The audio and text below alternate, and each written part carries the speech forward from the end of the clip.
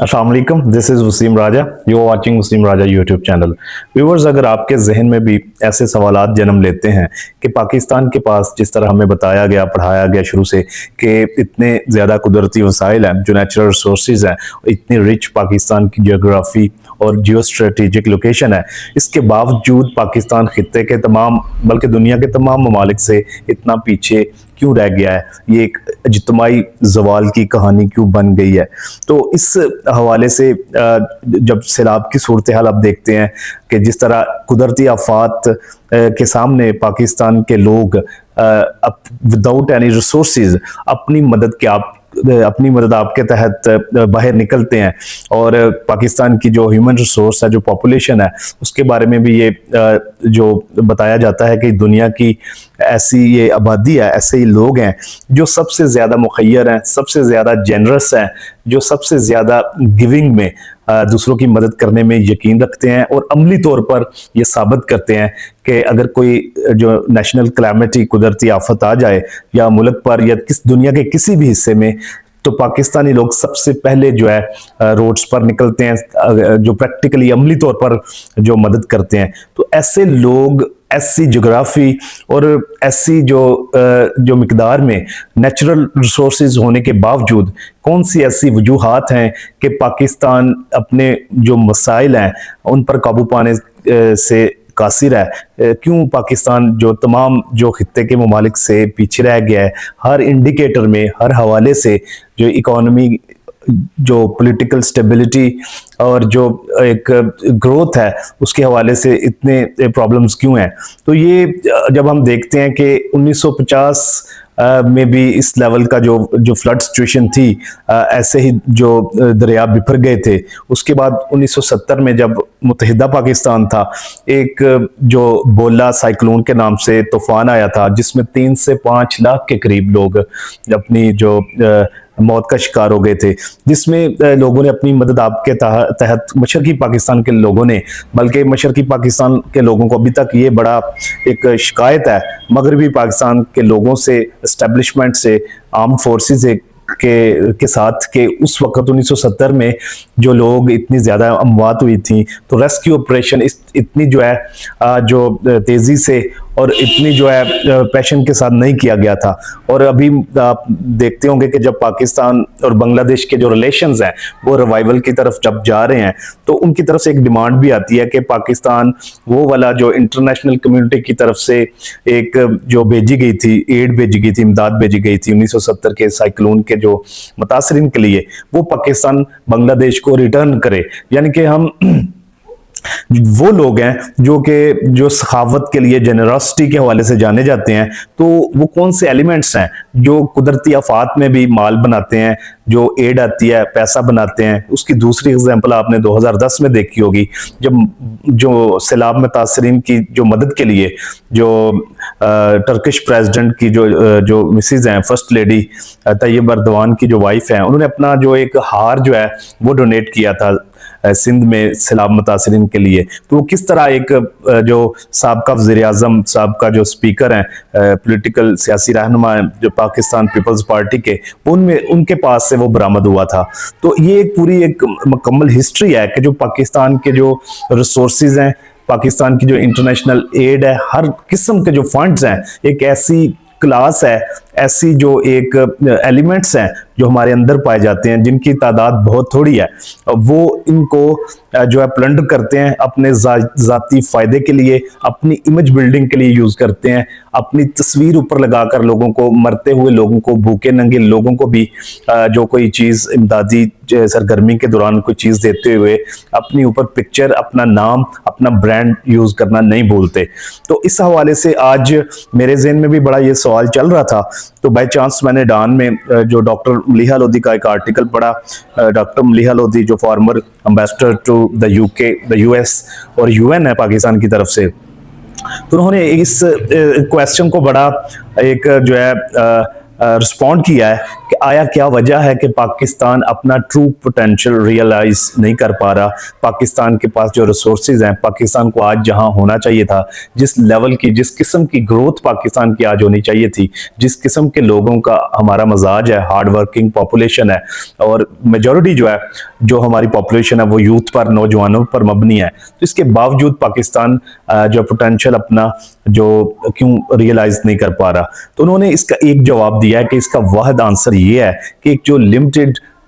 जो number of people है, जो एक एलीट, सुपर एलीट, उसने कंट्रोल किया हुआ है पाकिस्तान के तमाम तर वसाइल को, पाकिस्तान की तमाम तर पॉलिटिकल पावर्स को, पाकिस्तान के तमाम अदारों के अंदर जो एक गठजोड़ चल रहा है, पाकिस्तान की जो सियासी और जो अस्करी जो एलीट है, वो पाकिस्तान की जो सारे निज़ाम पर वो उन्होंने जो काबू किया हुआ है अपने फ़ायदे के लिए, अपने इंटरेस्ट को, अपनी पोजीशन को, अपने कंट्रोल और हुकूमत को प्रोलॉन्ग करने के लिए, सेफ रखने के लिए पाकिस्तान की बहुत बड़ी पॉपुलेशन उसमें सफ़र कर रही है। और ये कहानी आज से नहीं है, ये कहानी 1947 के बाद से चल रही है, जब से पाकिस्तान बना है। उन्होंने एक जो यूनाइटेड नेशंस ह्यूमन डेवलपमेंट की 2021 की रिपोर्ट मेंशन की है, जिसमें ये बताया गया है कि पाकिस्तान के जो 1.1% लैंड लॉर्ड्स हैं, जिम्मेदार हैं, उनके पास 1.1% के पास पाकिस्तान की 22% ज़मीनें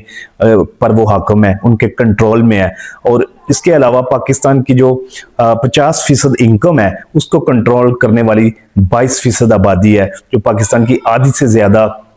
जो इनकम पर कंट्रोल किए हुए है। तो ये वो वजूहात हैं जिसकी वजह से पाकिस्तान अपना ट्रू पोटेंशियल रियलाइज नहीं कर सकता। पाकिस्तान की वो क्लास जो लेजिस्लेचर में बैठी हुई है और नस्ल दर नस्ल बैठी हुई है, उनके बच्चे बैठे हुए हैं। आज भी अगर आप अपनी पार्लियामेंट में देखें तो वो लोग आपको नजर आएंगे जिनके जो बाप या दादा इस जगह पर बैठे थे, और अब वो डायनेस्टिक सिस्टम, वो मरूसी निज़ाम वो आगे बढ़ा रहे हैं। वो बीमारी जो वो वायरस है वो आगे फैलता चला जा रहा है। तो ये पाकिस्तान की जो ट्रू